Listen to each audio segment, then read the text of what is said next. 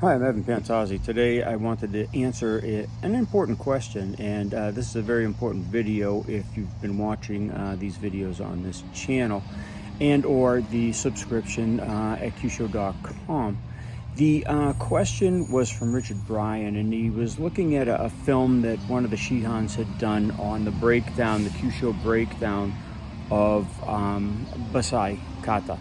Now, they came from more of a Shotokan background. Their Basai is like a Basai Dai or Basai Show. I don't know which one he was actually filming or doing. But what the question was there anything I could explain that differentiates the Okinawan type Basai from the Shotokan Basai, and in terms of Kyusho effects?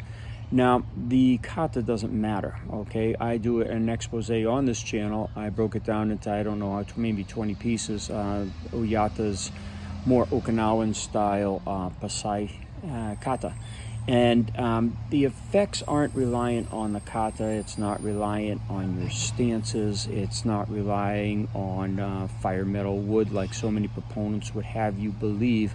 The effects come from how much shock you put into the anatomical human structures, such as nerves, blood vessels, organs, etc. And there are several mechanisms. So say, for example, somatic effect, which you see most of the time on the channel, in most people's channels, somatic, because it's the safest, it's the easiest to get. You'll see the body fail, the muscle systems fail. That's the functional motor control. And those are the ones that kick out the autonomic systems, is when they stop breathing. You see this on my channel all the time. People stop breathing. You are affecting the autonomic nervous system. Now, that, again, does not rely on a kata, a stance, an element, a pressure point, or whatever. You're striking maybe a nerve or a blood vessel or an organ that affects the body's physiological system, so that the autonomic functions are hindered, stopped, whatever they are that you've done. And that's because of the kinetic shock that you send into that system or systems. And again, it doesn't rely on kata. It doesn't rely, as a matter of fact, I've said this so many times, Kyusho is not a martial art. Kyusho is just understanding the human anatomy, functionality, physiology, and how to affect them with varying levels of shock introduced to those systems, because the body does not handle impulses of negative energy per se, and negative is harmful in this context. So you're entering a harmful or an overload of a system that the body can't handle it. The brain shuts down everything to compensate for that. And it's just like you're fainting, okay? You will go into a prone position. You faint because your body systems are failing. A particular body system is failing.